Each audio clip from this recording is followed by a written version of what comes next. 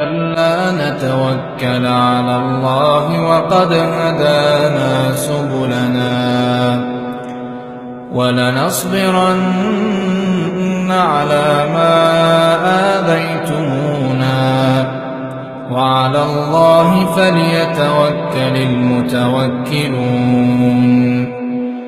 وقال الذين كفروا لرسلهم لنخرجنكم من أرضنا أو لتعودن في ملتنا فأوحى إليهم ربهم لنهلكن الظالمين ولنسكننكم الأرض من بعدهم ذلك لمن خاف مقامي وخاف وعيد.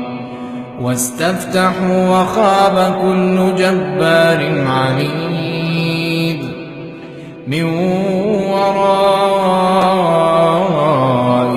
جهنم ويسقى من ماء صديد يتجرعه ولا يكاد يسيغه ويأتيه الموت من كل مكان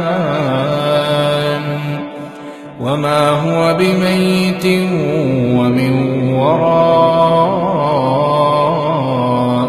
عذاب غليظ.